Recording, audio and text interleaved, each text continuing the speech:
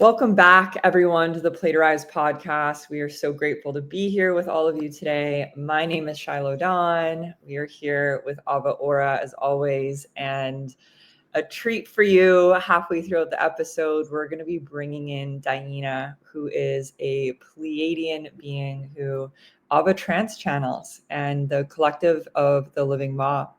And so welcome to this episode. We're going to be diving into all things rituals and ceremonies and what the difference between a ritual and ceremony is, and some of the science behind it, the mysticism, and some of our own practices. And then we're also going to be asking DiYeena about ceremonies and rituals in the higher dimensional planes as well. So welcome to the episode. Welcome, Ava. Thank you for being here with me as always.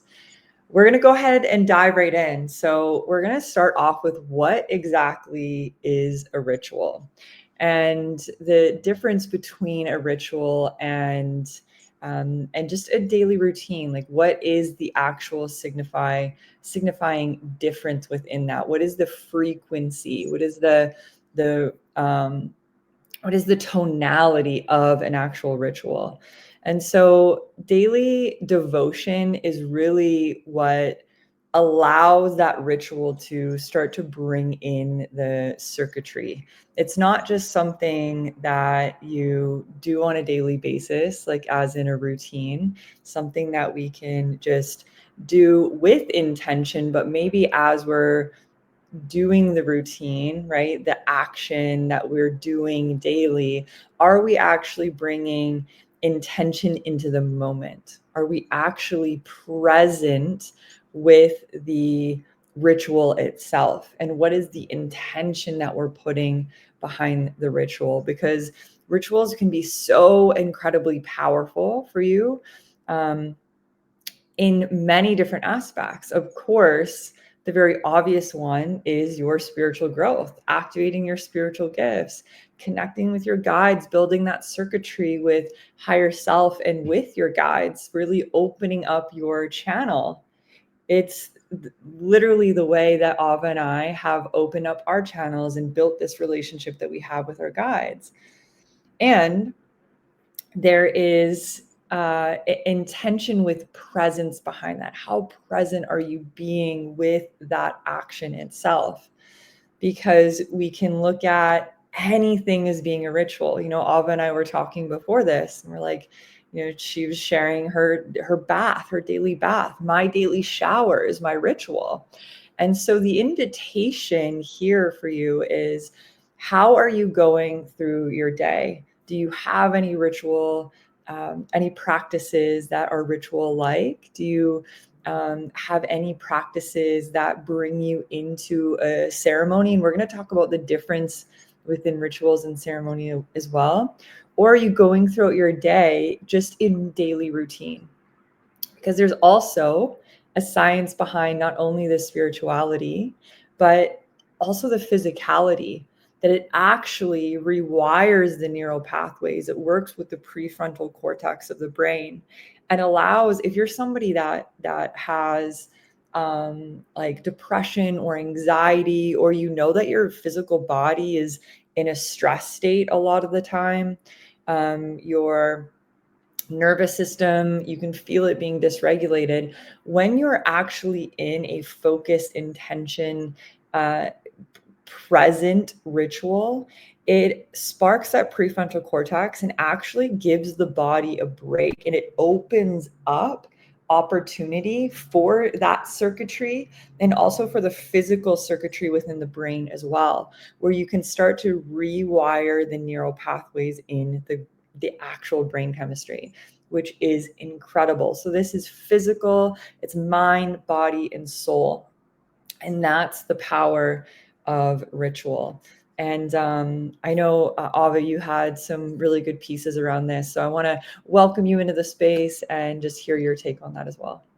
Thank you so much, Shiloh. And this is such a juicy topic, because it just goes, we're all involved in these aspects all the time. And one thing we were sharing before we got on here was, you know, what is the difference between a routine and a ritual, you know? And really, when you look at it, the rituals and the routines, the difference there is really in the, like Shiloh was saying, the presence to it, because we're doing everything with some kind of intention. Everything has intention, whether it's conscious or unconscious, there's still intentionality there.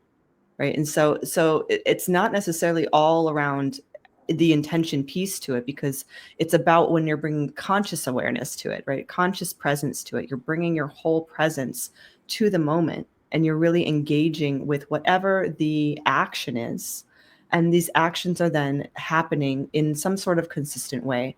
So whether you're doing it daily or weekly or monthly or in a set timing or a set circumstance, there's some sort of pattern that is developing. And that's really the key word here, is pattern. When you're in a ritual, you're creating a pattern, and you're literally, your whole form is a pattern, right? And so we're actually wired as humans because we are made of patterns, right? And so when we are naturally wired to create patterns, and these patterns are in the form of rituals. They're in the form of things that we do in a consistent way that do rewire that frontal lobe, as Shiloh was speaking to, which is actually the same pieces of the brain that activate play, which we have a whole episode on as well. So it's really fascinating when you start to look at what is actually happening in the brain when we are engaging in certain activities, whether it is play or creating consistency in our life through ritual, through present ritual. Presence, is the key word here. And this is really something to get curious about for yourself, because it really does create this sense of circuitry. And this is the other big word here that you're going to hear a lot throughout this episode, is it's activating a circuitry.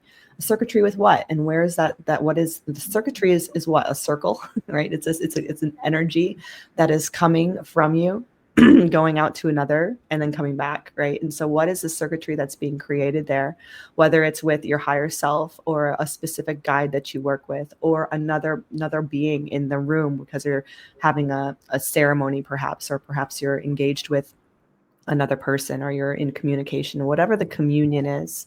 And it can be, another thing about rituals is they don't have to be complex, and this is another piece to it. Routines and rituals, Shiloh was just sharing a story about how, like, a friend of hers would have their morning coffee, and she's like, I just love my morning coffee because it's a ritual for me. And how many of us can say that? It's just, we love that morning ritual, whatever that is for us, whether that's getting up and going to the gym, or whether that's sitting down with a cup of coffee and a newspaper. There are these places where we actually have these ritualistic tendencies.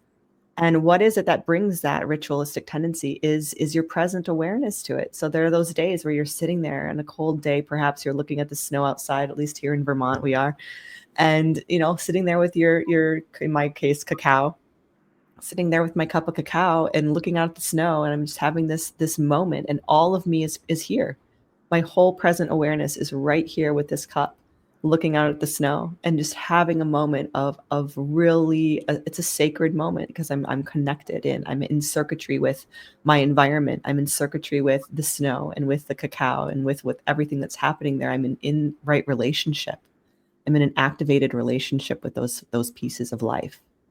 And so that's really the piece. And then there's other days I've got my cacao and it's in a thermos, and I'm running out the door and taking the kids to school, and everyone's kicking and screaming, and nobody can get their snow pants on, and we can't find the other glove, and there's, backpacks flying all over the place, and every mother or father can relate to this story. And, like, where's the ritual in that? It happens every day. My kids are screaming, getting out the door every single day. And you could almost say that that's a ritual, because there is presence there in a certain way. Like, they are very aware that they are screaming in that moment, right? And so there's also these subtleties, right, of what is actually being activated. And that's where the heart piece comes into play. That's the piece where there's presence and there's circuitry, and there's actually this piece within the heart that's being activated, and that is being expanded into infinite possibility. And that's the piece for me, when I really tune in, that makes the difference, because it's not necessarily coming from these places within consciousness that have limitation. For example, coming at it from the mind, which has a multidimensionality limitation. There's a cap on it. When you go into the heart space is infinite. It's a bottomless well. It goes on forever, for infinity. And it expands into infinity as well. So it goes into infinity in both directions. So there is no end point there. And so when you go into that spot, it's like all of a sudden everything is possible. You're tapping into this infinite well of possibility. And that is the frequency that ritual becomes so sweet and so sacred, is because there is this element of unlimited expression within the potentiality of the pattern itself. And that's where we do get to have free will choice to come into whatever pattern it is that we're choosing in this experience. And that gets to be the play of it all. And that's, going right back into how it's all wired within the brain to really create this sense of playing in consciousness.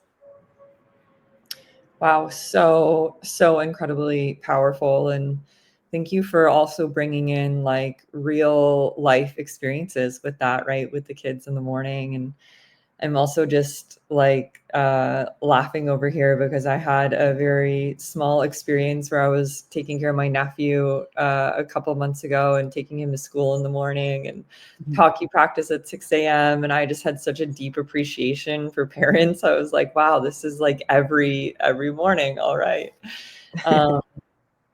So yeah, it is this, it's from the most radical present moment with self, being in that circuitry, connecting with your guides, connecting to say if it's a cup of cacao, really into connecting into the circuitry of that actual medicine itself, all the way to taking your kids to school. It's really the intention and the presence behind it, which is so incredibly powerful. And this is something that's written within our DNA, right?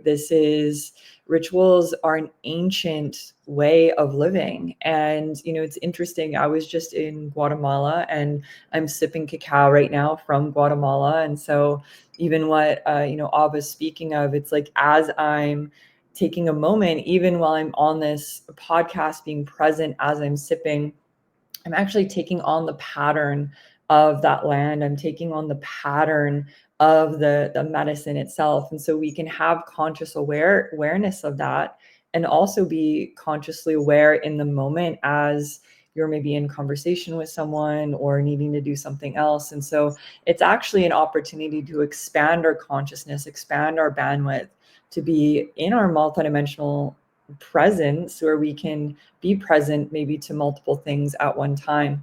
And these ancient rituals are embedded in our DNA. And so it is a remembrance, right? When we, just when I was walking through the streets of Guatemala, I was in Lake Atitlan. They're doing weaving, they're weaving baskets and making clothing from, from hand, by hand. And this is these ancient rituals and practices. Cacao, they're picking cacao beans and coffee there is a huge ritual.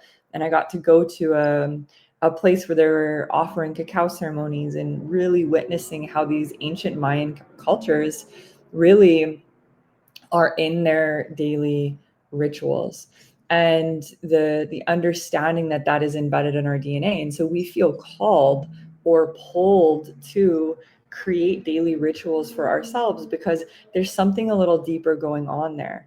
Like, yes, it's great, right? Again, for activating the prefrontal cortex and rewiring the actual brain chemistry. And there's great physiological benefits to it. And it's also a higher calling, a deeper remembrance for us to come online, to come back into present awareness, to be in these ancient rituals, to be honoring our ancient ancestors, and to awaken those dormant codes within us. Because what it's doing is it's activating us back into the circuitry of our own heart, which is connecting us into the circuitry of all things. It's bringing us back into that unity consciousness and back into presence, where our power really is in the present moment. And so there's so many benefits to creating practices for yourself, creating rituals for yourself.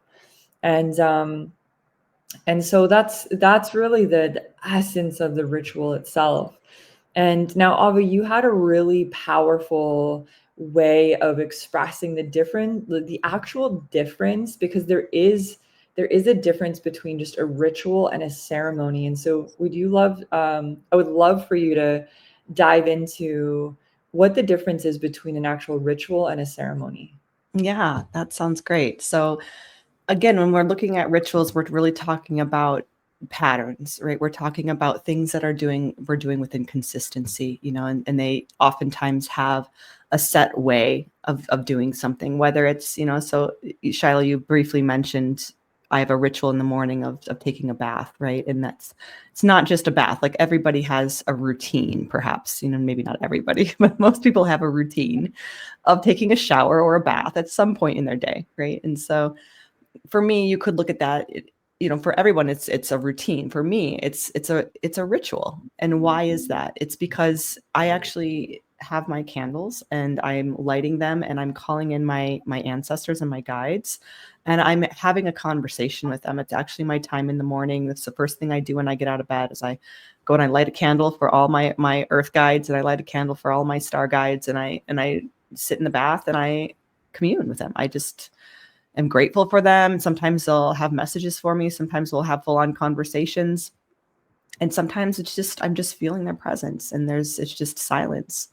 And it's a daily place where I'm choosing to be fully present, connected to my higher self, to my guides, to my ancestors, and having that activated circuitry there. And I'm going into that bath with that intention. I'm not just going in there to get clean, to clean my body, which is part of it. You're cleaning your energetic field as well in that.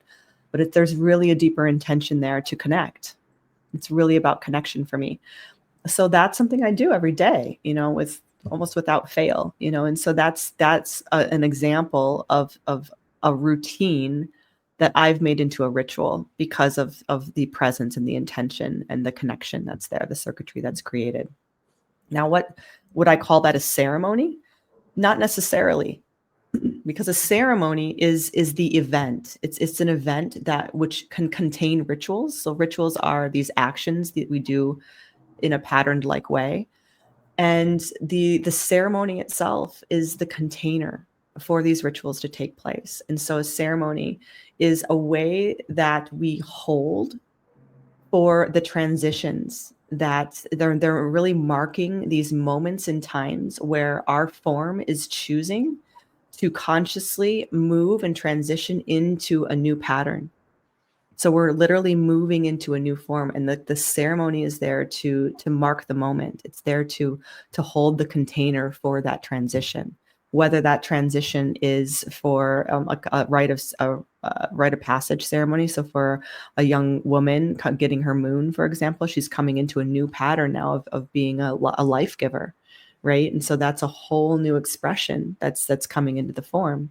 Whether that's getting married, there's a whole new expression now because two are becoming one. And so you're merging with a whole nother pattern itself. And so that creates a new pattern. So you're literally taking on new form, changing your pattern, changing your expression, changing your vibration, changing how you're moving through the world. And so the ceremony is there to contain and hold that moment as sacred, because it is a sacred moment when a soul chooses to take on a new form, to move in expression, to shift in consciousness in any particular way, whether it be coming into life as a new baby and holding a ceremony for that. A lot of that happens, in different traditions for different reasons on different days, but as a baby, and, passing a life ceremony, at the end of life as well, and so we have all these moments, whether it's marriage or death, or even uncoupling ceremonies, these moments where we're consciously choosing to move into a new way of being, a new pattern, a new expression. And so ceremonies are really there to hold that frequency. And so it's different than a ritual in that way. It's not meant to be something that happens in a consistent way. It's something that's there to mark a very special moment in time. I love that. So beautiful. And, that leads into the next question, because you also, we spoke into this as well, because this is actually something that I've even spoke out before, life being a ceremony. And so when I was really tuning into that, I was like, is that correct? Like when we're really diving into ritual and understanding ceremony, is that, and not that there's any like right or wrong to any of this, right? But when we're really tuning into the essence of a ceremony, is it really is it really accurate to say life is a ceremony? And you had such a beautiful way of expressing that. Did you want to share that? Sure, I'll share that as well. And it took me a minute to really feel into this question when Shiloh asked, and I was like, I feel like if I zoom out far enough, we can say that with integrity and with truth. And what I mean by that is if you think about a soul, I think you can think about life as a ceremony if you're viewing it through the lens of the soul's journey. And what I mean by that is if you think of the soul as your soul before you came here on earth, and you're coming here with a specific intention, and you're coming here with a specific purpose and a specific lesson you want to learn, or a specific thing you want to experience, or a specific relationship you want to have, like you come here with an intention, right? So that's really, really part of it. And so if you think about Earth herself as being the container for that moment, because if you think about the soul's journey coming to Earth in this one particular timeline, it's really just a blip on the radar when you think about all the different parallel realities that are happening infinitely in both all directions. It's like, well, this is just one little dot of time and space, and so when you think about it from the bigger picture, you can really take this moment of this particular life and say, yeah, this is a ceremony, because this is a mark in time where we're holding for this particular fractal of soul to come into Earth and have this experience of pattern, have this experience of life. And Earth is holding you in that. Earth is holding your experience. And within that, there's all these little mini ceremonies that are taking place, all these little micro movements of transition, all these little micro movements, and sometimes not even micro movements. They're massive shifts in consciousness or awareness, or shifts into new forms of frequency. And so I think through that lens, we can say that life can be viewed as a ceremony. But I think the way that most people use that phrase, it does kind of undermine the purpose of a ceremony, which really is to really hold and contain very special and sacred moments in the arc of a human's journey. And there really are these markers. There are these moments in time, or these coming of age, these movements into fruition within the form, and they happen throughout all of our life, and they are really there as these blossoming flowers that come in time, that come for all of us in our due time. And we really are meant to honor these moments for each other. And so from that perspective, we're given this blessing and this gift of being able to hold ceremony for one another, to hold and witness each other in these transitional moments. And so it is meant to be sacred, in my opinion. It is meant to be held in reverence, and to be a little bit different than your everyday in and out reality, right? And so from that perspective, to say all of life is a ceremony, then how do we really differentiate these moments in time that are really are meant to be ceremonial and really are meant to be held in a different way? Yeah. So beautiful. I love that. It's really about the zooming out of it, right? When we're tuning it to our soul coming down here and choosing to have this experience. And when this life has come to its completion, I'm sure on a soul level we're going to be like, wow, that ceremony that I chose to go down there and play out this avatar of Shiloh and Ava was the most potent and powerful ceremony. But we really do have these really special moments here, and we get to honor that and the sacredness of it, and maybe not dilute it with just tuning into the whole life as a whole, unless we're really taking the time to zoom out. And I think it's the level of conscious awareness that we have when we're really speaking those words out. So beautiful and so incredibly powerful. And that really allows. That also translates into plant medicine ceremonies as well. It's whatever kind of ceremonies we're involved in. It doesn't just have to be rites of passage, but it's these moments in time, because it's still, you're going in consciously into a space where your intention, again, is to shift your frequency and awareness and your pattern, right? And so it is still a movement in who you're choosing to show up as in your conscious expression. And you're being held in a container to mark that moment in time of you making a shift in that process.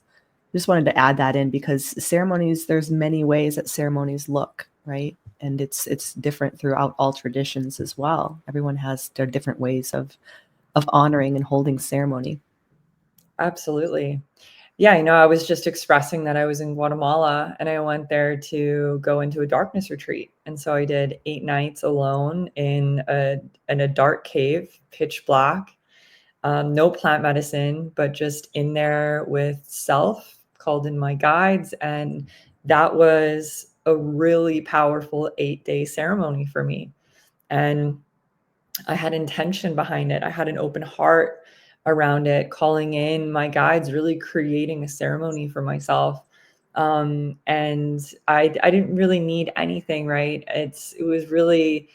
Um, it was really just the void of light of going in there. And that was my process of voiding the light to going back into the 0 point of all creation.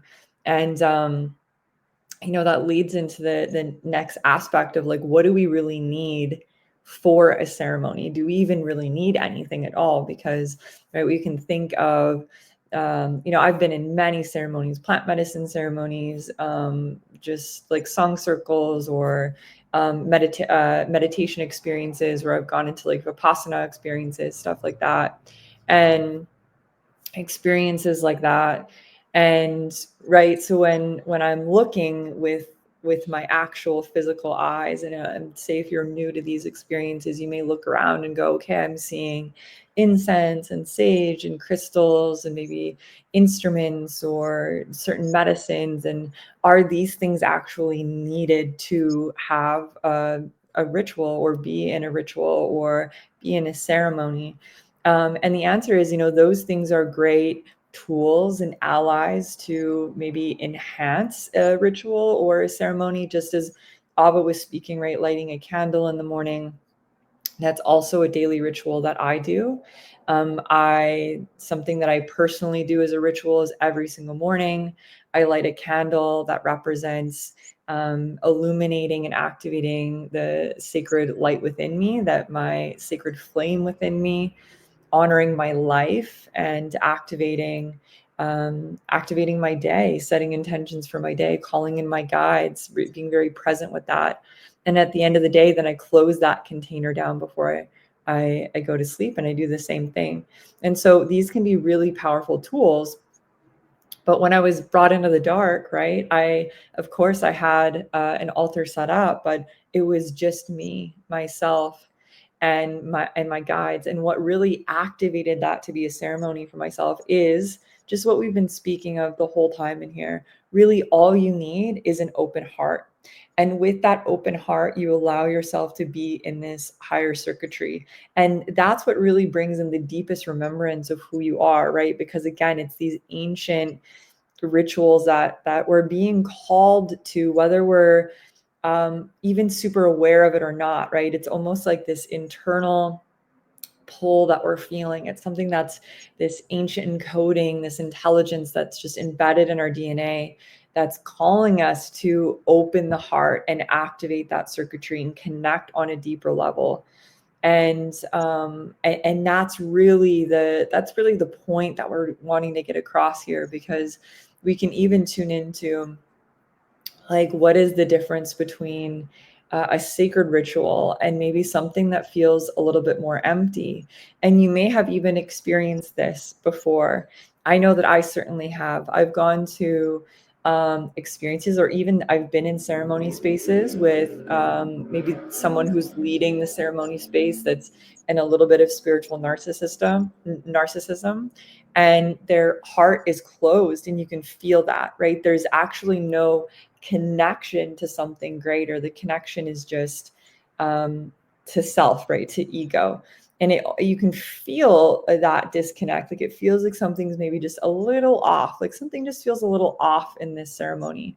And so also having awareness, if you're going to certain ceremonies and you're asking yourself, okay, is this ceremony really being run with integrity? Is this space really in right relationship and in a harmonious frequency?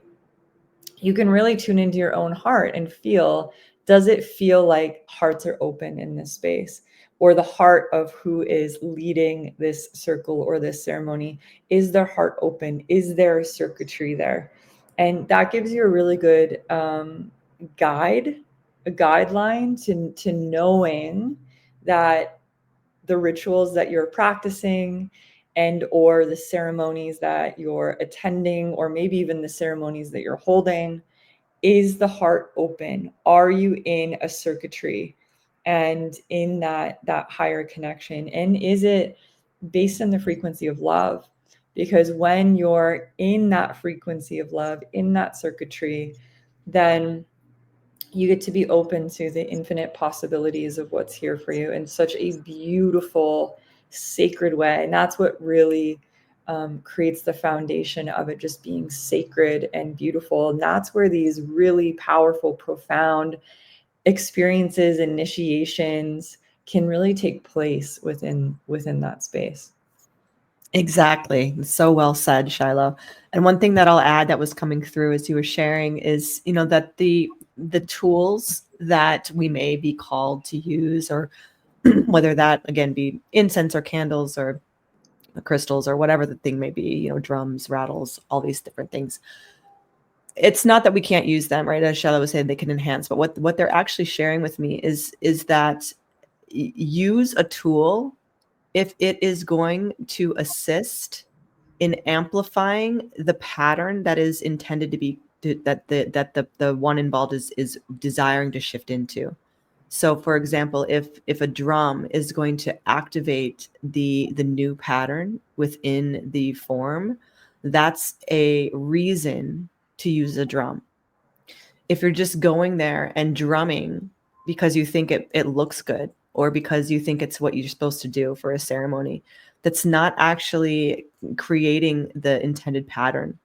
It's not actually creating the right shift, And so it's really important that if you're choosing to use tools, that there is actual real intention and real connection with that particular tool to understand its purpose and what it's there for and what it's doing. And if you have no idea what that thing is doing, you just think it looks pretty, well, then it doesn't mean it has to go. But have it be that if you're having flowers in the middle, say, these flowers are here to represent the beauty of what is happening here in this space. That the flowers here are holding the beauty and holding the pattern of all of life. And we're honoring the pattern that this one is choosing to move into. So in that sense, the flowers now are holding a purpose, and the flowers can feel that they're holding that intention, that that's their role in the space. So if you're bringing things into the space, making sure that all the elements know their role, know what they're there for, so the rocks and the water and the plants and these all the fire, these all are alive, so if you're lighting a candle, tell the fire what it's doing. If you're lighting incense, tell the crystals what they're doing, tell the plants what their role is, tell the water what it's there for, and ask it to support that process of repatterning the soul, And so if you're going to use these tools, use it in an intentional way, in the same way that you're activating your own circuitry within your heart. Be aware that these elements are also alive, and they're there to support the expansion of this new pattern. They're there because they hold the patterns, they hold the codes, they hold it in their essence because it's connected to the earth, and the earth contains all patterns, as do we. And so it's simply choosing what frequency of pattern is wanting to be expressed and experienced through this process of being in a ceremony. And so when you do it through that lens, then everything holds intentionality, and it doesn't have a lick of ego in it. There's no space for spiritual ego in that, because you're simply just being in right relation with everything that's there. Yeah, that's so powerful and such a great point. Thank you for really bringing that into the space. That was really sparking up a memory that I have actually very recently. Last year in October, I sat in a really powerful sacred ceremony with some indigenous shamans here in Austin, actually. And part of the ceremony was using your voice. And so also, right, we can have these external tools, and we also have in personal tools like our voice. And part of the invitation in this ceremony, it was in a medicine ceremony, was singing a song. And now I've never sang in front of people ever in my entire life, other than, my very close people. And there were like 30 people in this circle, and over half of them I had never met before. And I was really nervous to sing a song in front of everyone, because I don't believe that I have the most beautiful or angelic singing voice.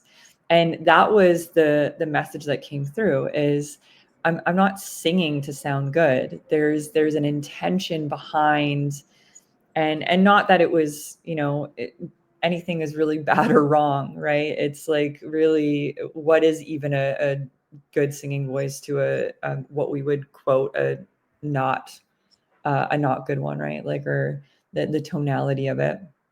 And so my point to this is, I sang the song with intention of, this is activating my own sacred song that DiYeena actually speaks of quite often. This internal sacred song, this tonality, this frequency, this soul's expression, authentic expression that we all have. And so I sang the song, and I don't think it sounded the best to the actual external ear, but it didn't matter. So even in that, I was able to get out of this non-judgmental or judging myself of what it even sounded like, knowing that there was a deeper intention behind the actual singing of the song itself.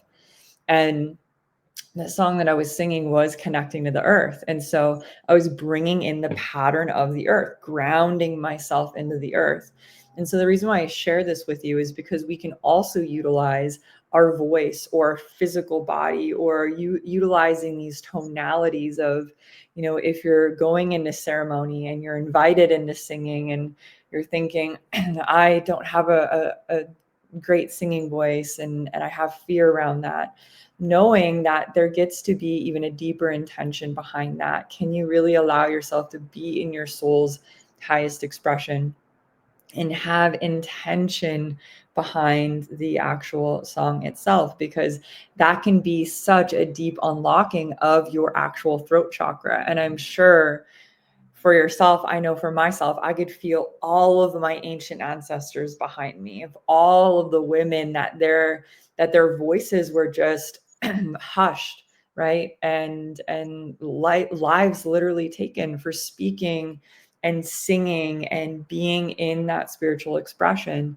And then I got to do that around the fire in community, and fully letting go of, does this sound good or does this not sound good? Knowing that there was a deeper initiation that was actually taking place within that ceremony. And so there's so many different tools that we can utilize with the right intention behind it.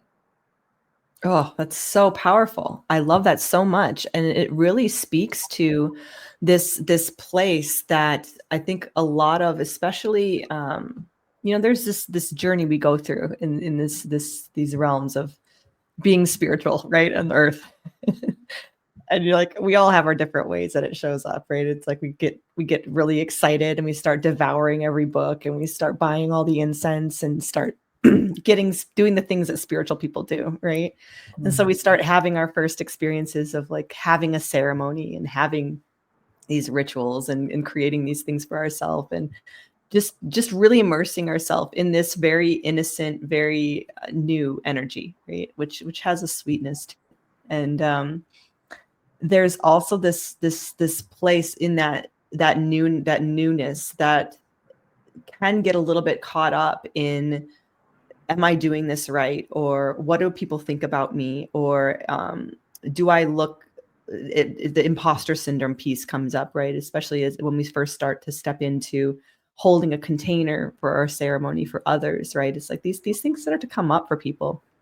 And I think it's important to speak into, because we do have a lot of rising leaders on listening into these conversations. And, this is an important piece of when you're really in the right frequency, it really does unfold the way that it's meant to. And it really is the way that the power of the ceremony is in the intention, right? And so when you're able to really set the ego aside and not have those thoughts and those fears running full circle front and center, and they show up in lots of different ways. They can show up as like putting on this layer of like, look at me, I'm this shaman that's doing all these things and showing up in this professional way, or whatever the case may be. You know, we try to, it's just the way that the human operates is hilarious sometimes, in the way that we do all these things, you know. But when we really strip it all down and we really just kind of allow our hearts to lead in the container, this is what happens, exactly what you're speaking to, and how powerful of a moment we can create and we can be a part of and witness in others as well, when we simply allow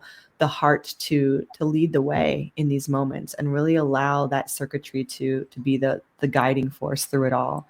And it just really becomes a beautiful expression, rather than something that has to have all this tied up in all these egoic pieces of needing to be validated in different ways.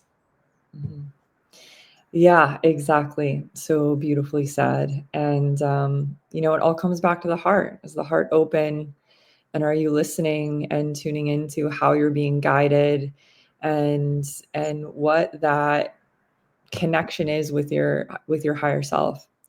Because when you're connected into the circuitry of your heart with your higher self, especially, that spiritual ego really gets to be dissolved. And we're invited into that in so many different moments throughout our life. And it's, are we leaning in, or are we staying in the state of fear and continuing to stay closed off? Because just what you were sharing, right?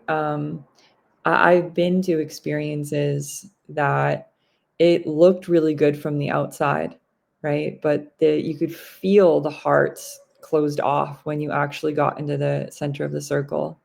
And when you get into the center of a circle where all of the hearts are open, it doesn't matter what you're wearing or what you look like or how many crystals are in there, or whatever the case may be.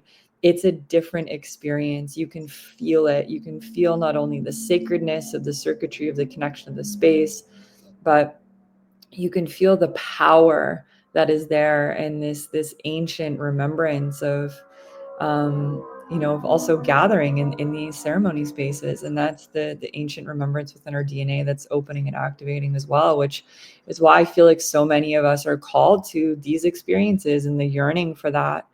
And so I really feel like as well, right, the daily rituals get to be you staying in that circuitry and that connection, so that when you're maybe in your own experience, that you're not going from, like, I'll just say it in this way. It's almost like it feels like the integration, right? If you go to a ceremony, you're in connection, your heart is blasted wide open, you're feeling connected with everyone in the space. And then you go home and you're by yourself and you're in your home. And then all of a sudden, right, the feeling of the disconnect, the illusion of being alone again. And then all of a sudden you're in this integration and you're feeling very disconnected. Well, the way to continue that integration, that connection, is to stay in ritual, to keep your heart open, to stay in that circuitry. And that keeps you connected at all times, so that you're not falling back into that illusionary experience of I'm alone, I'm disconnected, right? Which is where integration can be very hard after a ceremony sometimes. And even that anxiety or that depression can come back in. And so it's, again, it's all comes back to keeping the heart open and staying in that circuitry. Exactly. Well said. Yeah.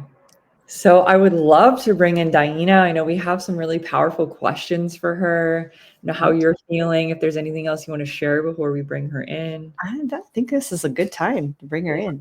Amazing. Yeah. So for anyone that's tuning in for the first time, welcome. We're so glad you're here. I am a trance channel, which means that different than conscious channeling, which is a lot of what you've been hearing here today, where we're able to just be in our bodies and listen to our guides and hear the messages and communicate them clearly without, any major distractions here. But with trance channeling, it's a little different. I'm taking actually a little bit of a backseat in my body, and I have a relationship with specific guides, not just anyone or any being. There's very specific guides and contracts that are in place here to bring forth information and frequency for all of you. And the specific one that comes through the most is DiYeena. She's my gatekeeper, and she's a Pleiadian, and she's here to bring forth messages of love and light for everyone, and also just hold in that frequency, the Pleiadian frequency, as we go through this transition here on Earth, as we step into this new paradigm. So she's here for it. I'm sure she's going to be. I'm excited for this conversation. I'm really excited. We haven't asked her these kind of questions. Both Shiloh and I would consider ourselves star seeds ourselves and feel very fond of the Pleiadian frequency ourselves. And so it's not necessarily something that we're like, oh yeah, what is the Pleiadians like, and what are they doing? And like we kind of have a little bit of a blinder. I will just name it, like a little bit of a blinder in that sense of having that as much curiosity as maybe somebody that isn't familiar with it or hasn't experienced it before would maybe have some kind of questions. So we're really in this one, we're really like, yeah, what is going on up there? What is going on in the Pleiades around ceremonies and rituals and things like that. So it should be a fascinating conversation. I'm looking forward to it. So without any further ado, I'm going to go ahead and go right out, and I'll put you in touch with Pleiadians. Here we go. Greetings, this is DiYeena of the Pleiadian family. You see, we are here. You see, we first like to say to bring the love. You see, we are here for the love. You see, and we also like to say to sip the earth. You see, because we are coming into the form. You see, we like to know where we are on her body and also connect with all of you. So if you have a sip, you may have. You see, we have together. You see where we are. You see. And for those that are new here, you see, you'll get it in the habit, you see, or what we'll say the ritual here, you see, because we are talking these fancy words, you see, today. Getting in the ritual of it, you see, we are getting in the circuitry, we're opening the heart. So this is our little ritual that we do every time here. So it is very good, you see. So you can get into the ritual of when you come and listen to this little show here. You can bring your drink as well, and then we get to be two rituals together. You see, get in the rituals together. So here we are. Very nice. You see. Well, we hope you are all doing very well. You see, we are here. We believe to talk about the rituals more. You see, my dear. How are you, my dear Shiloh? Yes, I'm doing so well. How are you doing today, DiYeena? Well, we are grooving. You see, we are grooving as usual. You see, we are Amazing. Well, we're so excited to have you here today. As always, so grateful, just sending so many blessings back to you in return.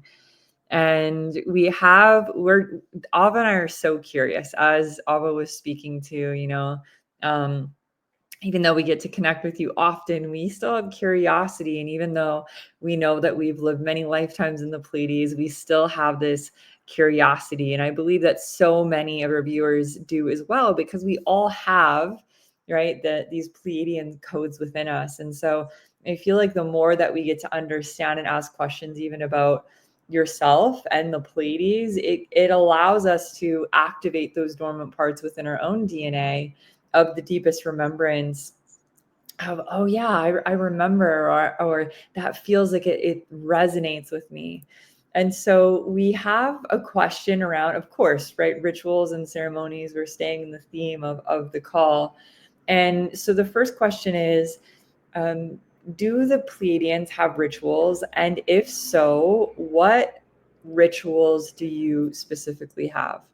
Well, it is a good question. You see, this is some of those basic questions, you see, that we would expect you to ask a lot sooner, you see. But we give you a little grace here, because we understand that you've just been hanging out there. Maybe you didn't think to ask, you see.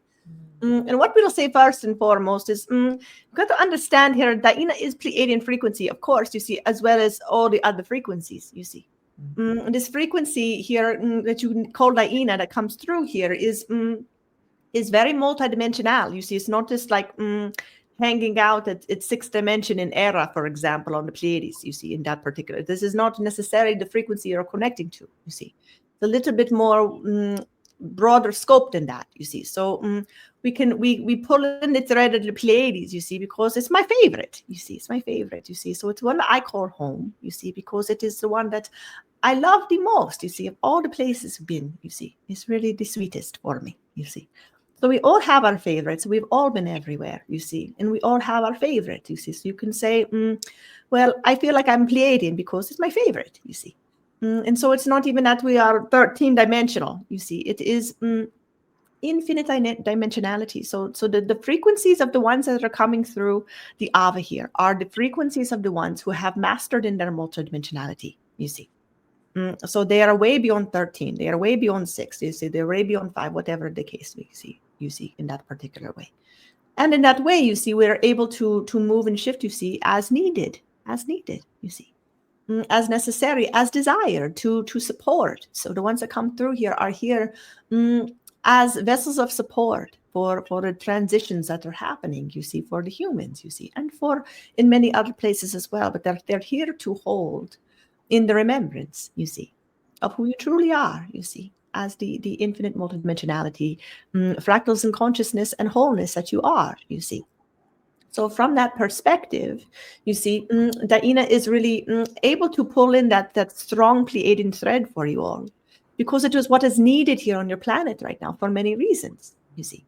So it's a necessity from the sense that first of all, you really do need more love. You see, you need the love. You see, so the Pleiadians got that one figured out a little bit. You see, we are really in that frequency of play and the love. You see, so we were able to hold in that frequency easily for the planet to support the shift into the new paradigm. You see, so that's a little bit what's happening for those that choose it. For those that choose a new paradigm, we are holding for that experience. You see. So that is what's happening now. You have many souls coming in. We will get to the question. Do not you worry. You see, we know we are getting a long-winded way to it, but we are going to get there. You see, so we are there supporting that. You see, that shift for everyone. You see, and so the Pleiadians, you see, are those beings that have had some choosing to have the physical embodiment on a physical planet like Era, for example. That's very similar to Earth. You see, so not too much differences. You see.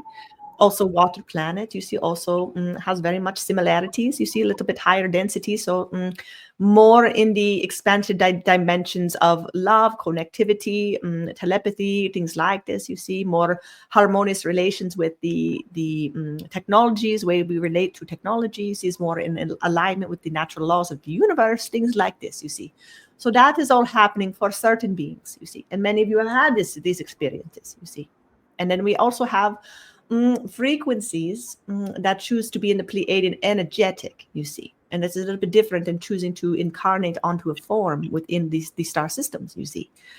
So the energetic then is simply many souls that will choose to be, so for example, guides for those who are embodied, you see, similar to what's happening here. You see, we have the guides who are supporting the humans in the forms, you see. So we have our guides. So we have many the fractals that choose to be the guides, you see, for the Pleiadians, you see. And then you have those that are, who are really fractals in many multidimensionalities, you see, who have really mastered through it all, who can appear and bring into form when necessary. You see, so this is more what you call DiYeena. You see, this is more the frequency.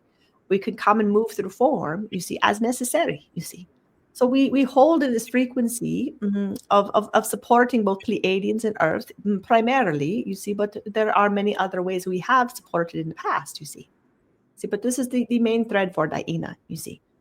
So from that perspective, you say DiYeena has been embodied, you see, on Pleiades, but been a while. You see, you would consider your DiYeena here to be like a great many greats grandmother sitting around your campfire telling the crazy stories, the one you only let out on the weekends because you never know what you're going to say. You see, something like this. You see, the one that you just really, she's just really, you never know what's going to come out, you see, because this is just a crazy wise old grandmother, you see. But it is one from when your timing, when the humans were living much longer, you see, or to be that one that you just say, oh, we don't know how long she's going to choose to stick around here, but this is quite a while. And she's just getting more hilarious and more unpredictable the longer she sticks around, you see. Kind of like that, you see. So this is what's DiYeena, you see. So we've had the lives, you see, had the times, had the experiences, you see. Now we're at the place where we can just choose where to go, you see, and choose when to bring the form, you see, to bring into 2 dimensions when necessary. You see, so from that perspective, we can tell you about the Pleiades for sure, you see. So this is no problem. So here we are. Now we're going to answer the question. Here we go. So you are wondering about rituals, you see, on the Pleiades, you see. So it is very similar to Earth in the sense of its original design, where, yes, we do have rituals, you see. What you could say is it's more like more of a So you have your versions here, you see, in the third dimension, and you are doing all of your things and getting all of your props in place and whatnot to create an experience, to connect with us, for example, or your guides or your higher selves or straight to source, whatever you're doing, you see, for whatever intention, you see. And it's a big show, you see. And we do not mean it in a negative way, but there's often a lot that's involved, you see. And for on the Pleiades, it's very simple. You see, it's very simple. It's simple way of, because it is already, like you were saying with the life being the ceremony, we cannot quite say it like that because there is a differentiation. That is the whole point. That is what makes a ceremony a ceremony. There is a differentiation of containment, you see.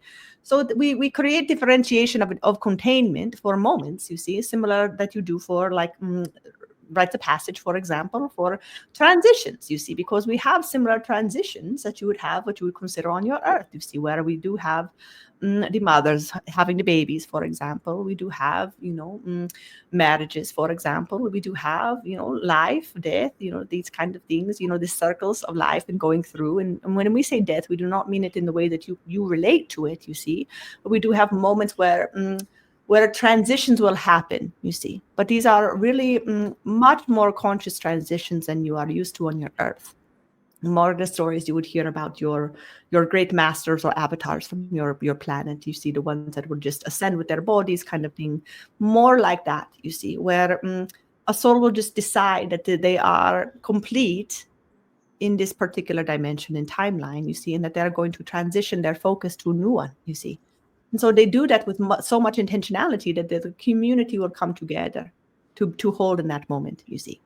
So we do have these ceremonies, you see, and we do utilize the frequencies of the elementals as well in the same ways that you do, you see. But it is all what you would consider like amped up a little bit, you see. So if you are doing it at the 3 down here, for example, you see maybe an 8 or a 9 over there, or having a party with it, and not necessarily the kind of party you think about, but it is that level of energy coming to the moment, you see.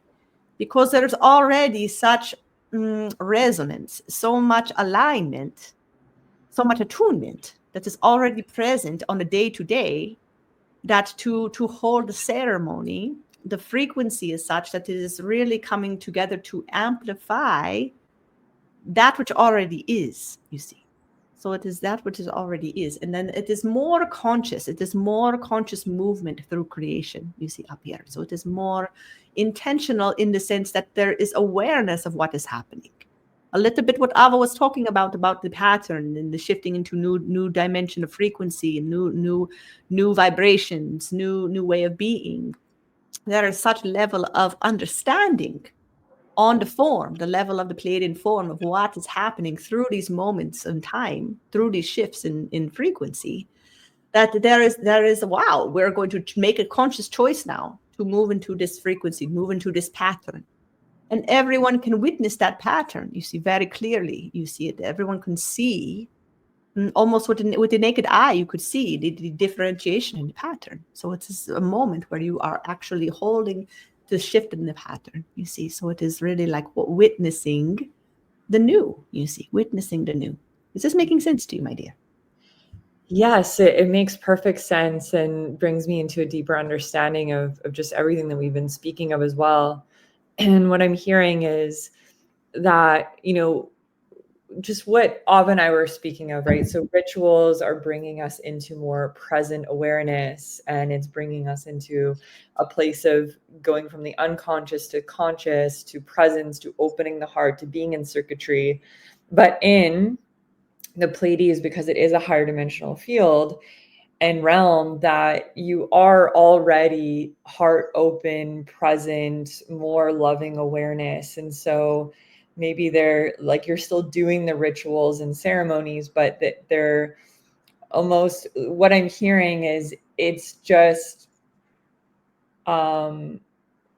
it's more common just for all of your movements to already be in that frequency of open heart, connection, presence, because that is just the frequency that you're already operating. And that's the level of awareness and heightened consciousness that you're already operating in.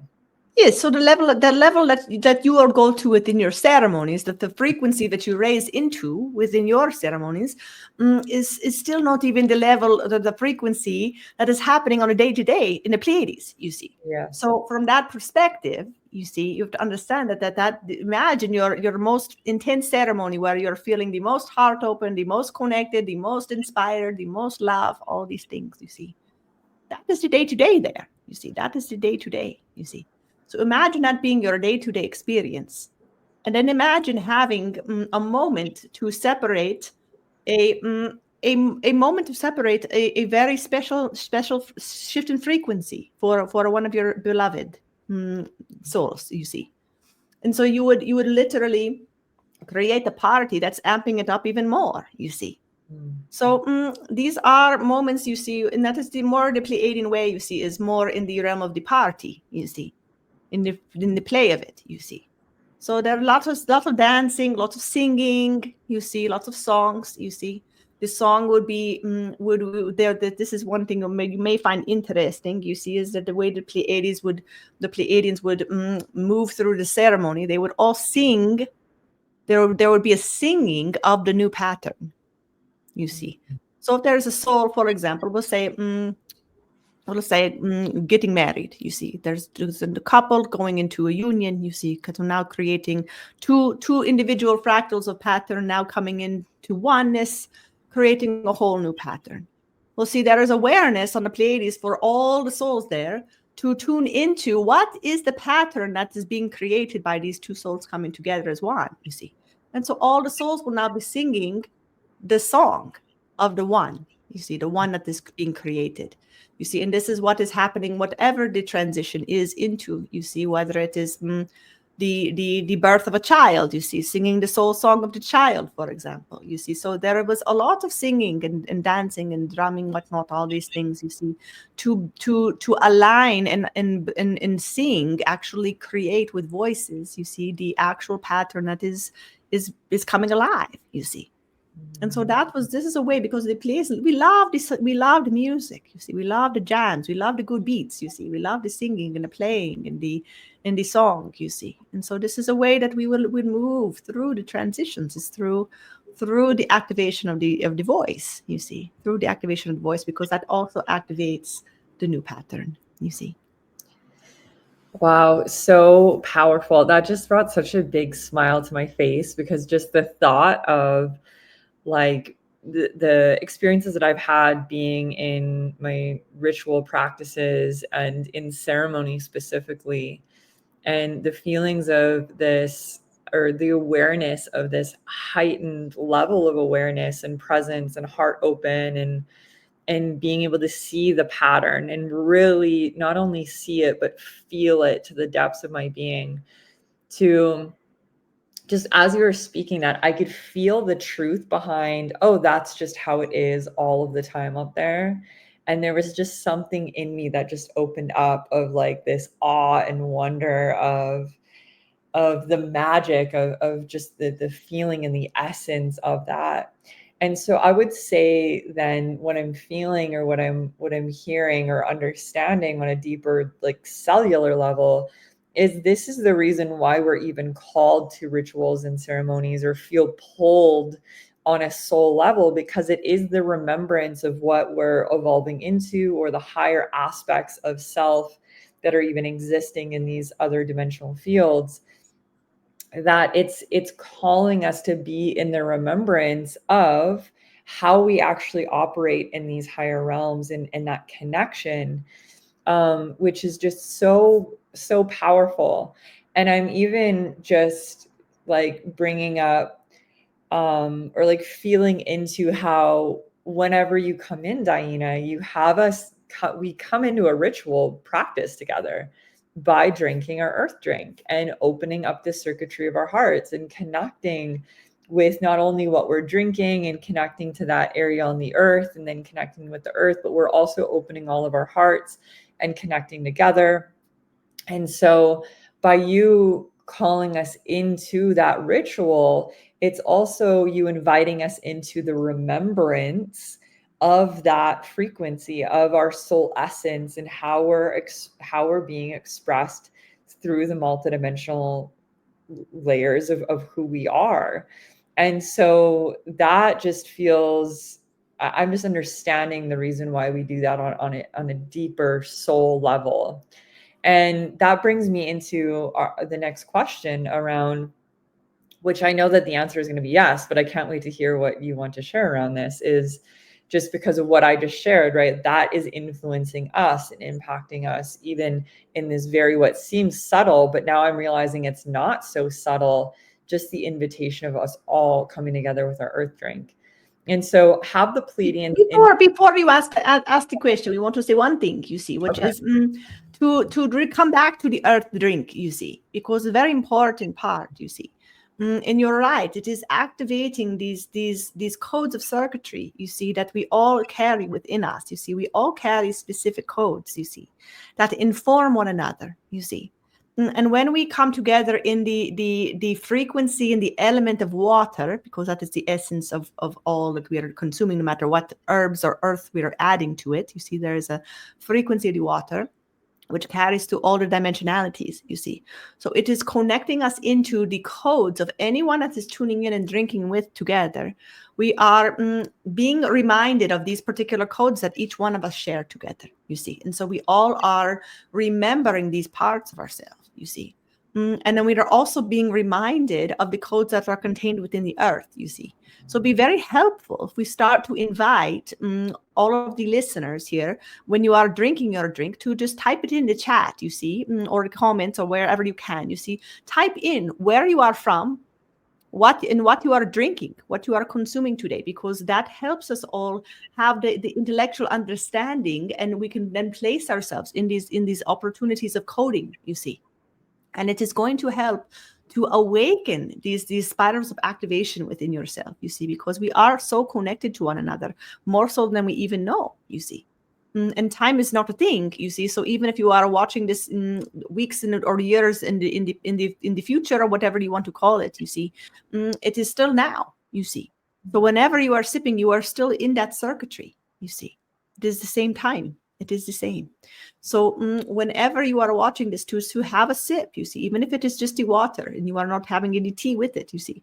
But even to put that, say, I'm drinking water today, you see. Put it in the chat, put it in the comments below, because this is important information. And it also connects us as community. It also connects us deeper as community, to hear from one another.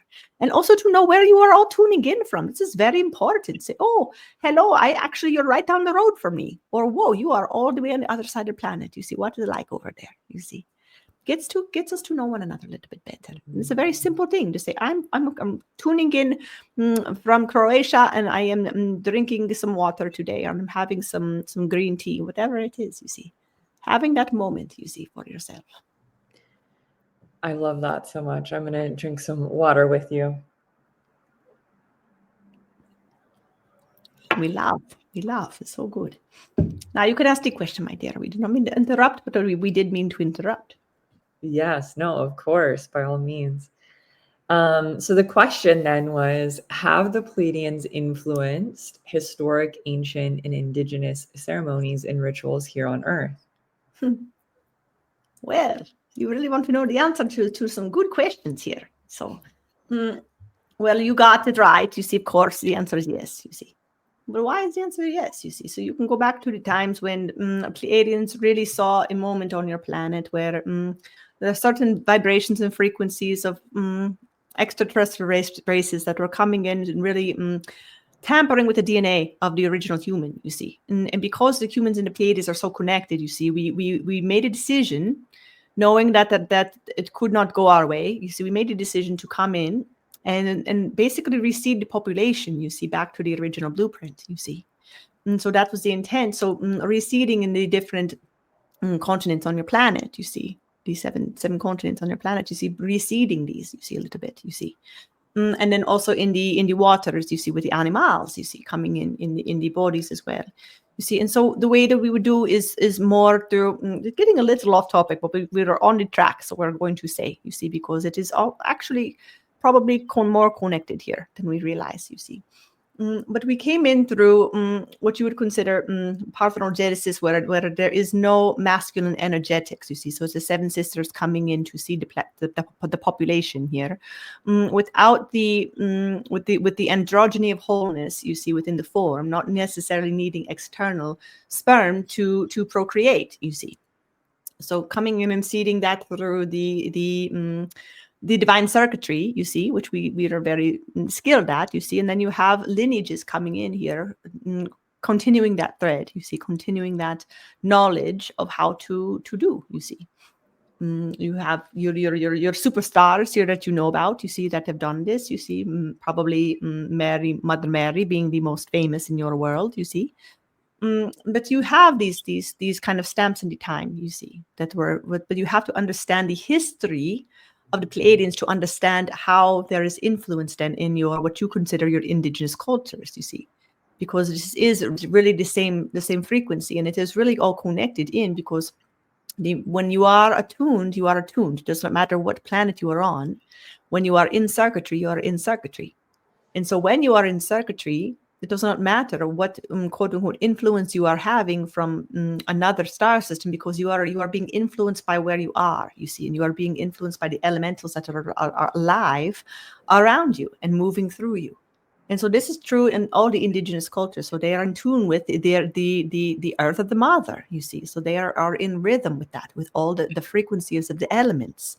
And also aware of the mastery within the form of how the elements move, not only externally throughout nature and creation, but also internally. And this is the power that the human possesses, you see.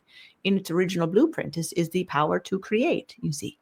And so there is this activation of circuitry, the power of creation itself, you see. And when you are, no matter where on the planet you are, you see, you have these moments where you are simply in tune with what is, you see. So it is not so much that Pleiadians are coming here with our specific techniques and our specific rattles or our specific drums or anything like that, you see. It is the same elements, you see, coming in and being in right relation with, you see. And this is simply the natural alignment and rhythm that is coded within the form, you see. It is just the way that when we are aligned, we're aligned, you see. And this is just the natural expression of it, you see. There is a natural desire, an impulse to work within the nature, within and without, you see. There is this natural desire to play in creation. You see, playing consciousness. This is making sense to you? Yes, absolutely. And so it's all about the deeper connection. It's all about the circuitry, and not so much the actual action or ritual itself, but it's the deeper connection. And what I'm hearing is it's all really the connection to the DNA. And that's something that we brought up even earlier of this is ritual and ceremony is embedded in the DNA. And this is why our ancient ancestors and ancient civilizations even took part in rituals and ceremonies in cultures all over the world. That's not even just one culture.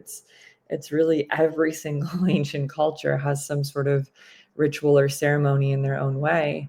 And so even hearing you say that there was a reorganizing of the DNA, and so would you say that the whole purpose behind it is to come back into the original blueprint, to remember the actual blueprint of what the original blueprint of the human DNA is meant to be? Is that really the purpose behind it? Yes, my dear. Exactly, precisely. You see, because if you are not connected into the fullness of the activation of your DNA, you're not connected into the fullness of who you are and into the fullness of your power, you see, as a creative being. You see, this was all the stories, external stories. We outsource the power, you see, in all the stories. You see, most of the stories have the power outsourced to something outside of yourself. You see, they give that there's a creator outside, there's a God outside, there's all these things outside, and we know we could be pushing some buttons, you see, because the threads go so deep, you see. But the truth is, you see, this was always what was originally taught with Jesus as well, you see, is the power is within, you see. The kingdom of heaven is within, you see. You see, it has never been outsourcing the power to an external force, you see. So when you are fully connected into your 13 strand DNA, which Mary Magdalene, Jesus, his mother, these were beings, high level beings that were very tuned into this, very, very, this was the why the Magdalene got named Magdalene, you see. This was not her name. This was not her birth name, you see. The Magdalene means the tower, you see. And the reason she got the name the tower, you see, is because you could see with the visible eye her tower, her internal connect, her 13th strand, you see, of light. Her column of light was so connected in, so bright, so activated, pulsing through her form up to the heavens and down to the earth. You could see it moving all the time. It was towering over, you see, it was towering above, you see. So this light coming through her tower, through her core, was so intensified, you see, that she got the name Magdalene, you see. That was the title, you see, because it was so visible. You see, this light was so visible. So this was true for Yeshua as well, and her mother and his mother, you see. So these were beings that were, and what is that tower? That is the 13. So they were fully aligned within the 13 strands of DNA. And this was directly coming from the Pleiadian frequencies, you see, because we are aligned we're activated in all 13, you see. So coming and bringing in these avatars without this was why we had to do it through what you would consider immaculate conception, parthenogenesis, however you want to say it, you see, but without the interference of other DNA coming in, you see. It had to be pure like that. So coming in straight from the source, you see, birthing these avatars in that did not have any mixing of DNA, you see. And what this does, it creates these lineages then of Pleiadian source lineages that are fully activated in the 13 strands. You see, have not lost it. You see, and so they are the anchor points of remembrance. Then you see that start to then receive the humans. You see. And so this is what the role of Jesus and Mary Magdalene was, you see, was to continue this blood lineage, you see, in the actual blood, in the actual DNA. So they did have children. We're getting very off topic, you see. We know this is not the intention of this conversation, but it's coming through for whatever reason. So I guess we just say what is coming, you see. But so this is really part of it, you see. And we really had another part to this whole conversation, but we really lost a question in all of these conversations. So maybe you can get us back on track, my dear.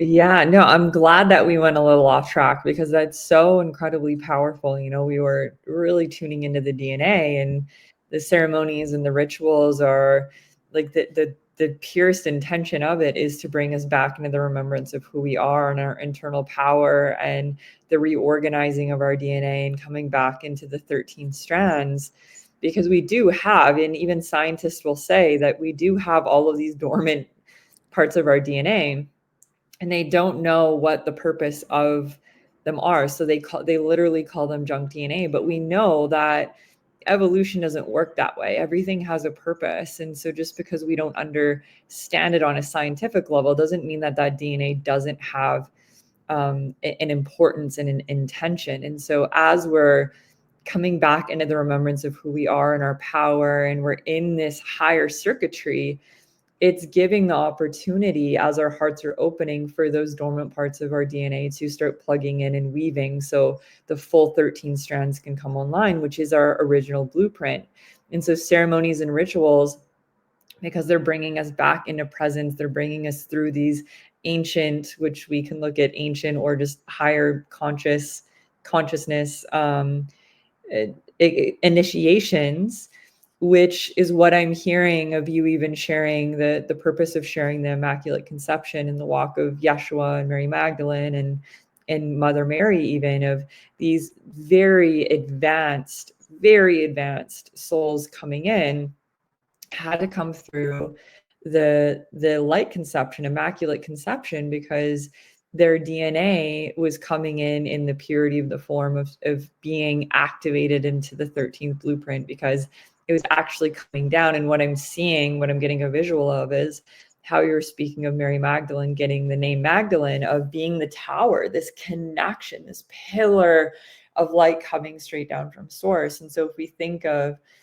life actually coming into the womb of a mother, if we're thinking of Mother Mary and Immaculate Conception, and Yeshua coming down in the purest form, because all of the DNA is plugged in, the full remembrance is there, which then allowed him to come here and, you know, play his role as the Messiah, but in the fullest power of the human form, and really showing us what the human form is capable of. Right, and not only capable, what it is intended, you see. So it is not also pie in the sky. It is really just what is, you see. It is What really it's designed for. Is, you see.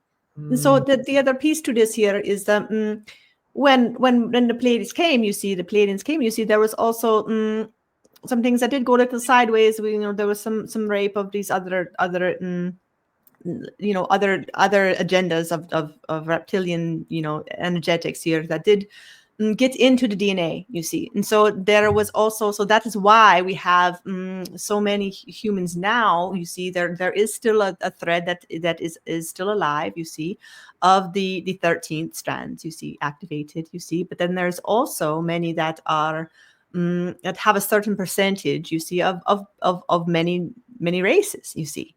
And so that is a little bit why it is the blueprint is still there, you see, but then there is a way that those other energetics play into it that create a little bit of an interesting timing in how it all gets to unfold to come back into that original remembrance. Is this making sense to you? Yes, it makes a lot of sense of how there's like a basically crossbreeding through many different I don't know if we want to call them lineages, but of these kind of races, of extraterrestrial races. You see. Yes, exactly. That's exactly what I was going to say. Which makes perfect sense of how we're, and so would we say that that's, where do I want to go with this? Do we say that is then the reason for, or maybe not the reason, but that's why there's also a lot of I don't know if I want to say distortion, but density down here. And so we're remembering, it almost feels like we're kind of in the conflict then of this inner DNA battle of what's kind of coming back into the purity, which is that why there's like, I'm just feeling, right, we're like in these internal, like, there's the wording or the saying of like meeting my inner demons, or you know, I'm at war with myself, and then it's the internal to the external, and we see what's happening on our planet where there is a lot of what some people would say, you know, terrifying things in the human psyche, or even demonic things that are happening, or actual physical wars that are happening. And if the purity of the frequency of the human, like the actually original blueprint is this 13 and it's connected into love, then is it these other races within our DNA that's creating this internal, I don't know if we would call it distortion, because it just kind of is what it is. Yes, you could view it like that. You see, that is definitely not an inaccurate description, you see, for sure, you see. And so you also have to consider here that you have many star seeds, positive star seeds coming onto your planet right now, coming in through human forms, you see, just regular mothers and fathers, you see, coming in with these tampered DNA blueprints, you see, but they're coming in order to restructure, you see. So Shiloh, Ava, you know, several of the ones here listening, you see, would fit in that category. You see, there are many that are coming in who already contain on a soul level the activations that are being required to come back into the frequencies that are being asked for on this planet here. So it is almost like you're coming in as the avatars that you know yourselves to be, you see, through these the limitation of these forms, but with the powers and the remembrance to reactivate back to the original, you see, because you come as a soul level with that imprint.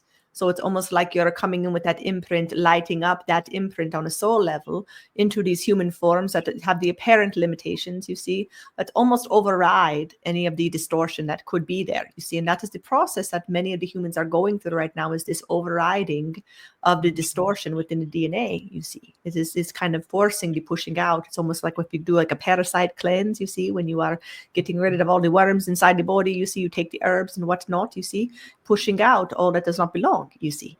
And that is what is happening with the frequency of light that is coming in through the souls that are choosing to incarnate right now, is pushing out all of those aberrant frequencies that are not part of the original plan. Is this making sense to you? It makes so much sense. And it's so funny because I just got a message the other day. I was like, I need to do a parasite cleanse, but even further than it being physical, like actually doing a physical parasite cleanse. But I also got a message like energetically doing a parasite cleanse by pulling more light than I ever have before into my body. And I wasn't sure what that was all about, but just as I'm hearing that, it's like, oh, that makes sense. That just everything that is not actually in harmony with the original blueprint is there's parts of that within myself internally that is ready to be released. Yes, and this is for everyone. You see, this is seemingly like a physical level discussion here, but it is really beneficial for if you are feeling called to do a parasite cleanse, because what is happening here on the more energetic level is that these parasites do contain some of these aberrant frequencies that we're talking about, you see, and do contain these what you want to call it, whatever race you want to consider it, you see, but it's not part of the original blueprint, you see. We'll put it simply like that, you see. And so when you do the parasite cleanse, not only are you making your body stronger and more healthy, but you are really creating more space for that light to be there, you see, because if you are imbalanced like that, then these worms, these start to take over. They have these little armies inside, you see, and then they really get a hold, and then it does turn into the ways that we manifest in the world do come out a little bit sideways. It does raise the fears. It does raise the frequencies of their agenda get raised in the form, you see, when these parasites start to have a little bit more of a hold in the form. So when we cleanse, you see, we get it all in check, you see, then we are in right relationship with the light within, you see, and that is really being able to hold in the higher agendas here. See, of really turning on the original blueprint, you see. Is it making sense? It makes total sense, and that's actually just really fascinating, and really empowering as well. We have the opportunity on a physical and energetic level to start cleansing and purifying our vessels so that we can remember, so that we can bring this remembrance of who we truly are, right? And I think that, and I know for myself in the past, right, a lot of people, and myself included, have had stories of that it has to be complex and difficult, and there's no way that I'm not that powerful, and the ego wants to come in and bring in these limitations and tell us something different. And it really gets to be as simple as just remembering who we are, the essence of who we are, the originality of the blueprint of the human form, and how, you know, anyone who's listening to this, it's part of what we've come here to do. And it doesn't have to be this big thing that we go out and achieve. It's really this internal state of being. And I've heard you say this so many times, DiYeena, and it's literally the reason why the acronym of this podcast is even called play, right? It's Pleiadian Light Ascension Yard, but play is the frequency of really here to play and surf consciousness and experience and explore and get curious. And it's why we love having these conversations with you, the curiosity and the awe and the wonder. I feel like that even helps open our hearts and spark the deeper understanding of how to really to turn these lights on inside, this essence of who we are. And so I just want to share with everyone too, like, it doesn't have to be this big complex thing either. Yes, we love this. This is very good. Keep it in the simple, you see. This is really the way. It should always feel the simple, you see. It can always feel the simple. We'll put it like that, because some people really come for the challenge, you see. And we love you all too that like the challenge, you see. What we'll say here, you see, is that we are also, it's a very, very timely time to be having this conversation around the cleansing and the parasite removal and all these things, because we're, for those who are new here, we have the moon cycles that we tune into here within the membership, you see. And so we are in the moon. Within the play community here, there's a community you can plug into. You see, we're in the moon of rejuvenation. You see, this is a month, a cycle of internal cleansing and resetting and coming back into wholeness, you see, within yourself, you see. So it's a really aligned time to be considering how to really come into these deeper levels of purification within yourself in order to have the clarity of why you come. You see, you're coming with the codes. You're coming with the codes of wholeness. You see, so coming into these forms, it is necessary at times to do these cleanses, to be reminded of that wholeness, to be reminded of that frequency of wholeness. You see, because you are here to activate it in the form. Well, it's really simple in that way. Are we still talking about rituals and ceremonies? We're not sure, you see. I feel like we got off topic a little, but I feel like the topic is, I feel like it's all so deeply connected, because it's the ceremony and ritual is like the invitation here, because I feel like we can kind of bring this back around and wrap this back up in a really beautiful way of the rituals are the daily practice that gets to be the thing that we're even talking about, like the simplicity or the not so simplistic, right? As DiYeena saying, some people come for the challenge. I know that I love a good challenge. I mean, I literally just put myself in a cave by myself in the dark for 8 nights, which was extremely challenging. So I love to do things to push myself that don't really seem super simple. And yet, if we're just asking ourselves, like, what can we do daily to really start building the circuitry? It's to start creating some rituals for yourself of being in that connection, opening your heart. And that can be as simple or as complex as you really want to make it, but it gets to be very simple. And it's the intention, it's the presence behind the ritual itself. And as you continue to do these daily rituals, it's going to bring you more into the remembrance of who you are and your path moving forward. And you get to be in a deeper awareness and have that intuitive guidance open up of how you are being called to continue to walk down this path of remembrance, of activating the encoding of the 13 frequency in the original blueprint within you, of what is your role, what are you being called to on a higher aspect and level, and what has your higher self signed you up for that maybe you're not even aware of. You can bring that awareness in through opening the heart and being in daily ritual, and then through the daily ritual being called possibly into a ceremony where, okay, now you're ready to go through the next stage and there's an initiation that's ready for you. And so that's actually there's then a call for then a ceremony for you to step into the new form, as DiYeena is saying. And what I'm tuning into with that is the more that we continue to tune into these new forms, what it's actually bringing us into is not really a new form at all. It's the original form is really what I'm feeling and I'm hearing into. And so I feel like that's how we can really bring it back in and have a deeper understanding of that this is all connected, right? It's everything that we've been talking about. We've said, right, we've gotten a little off topic, but I don't feel like we really have it all. I feel like it's all so interwoven together.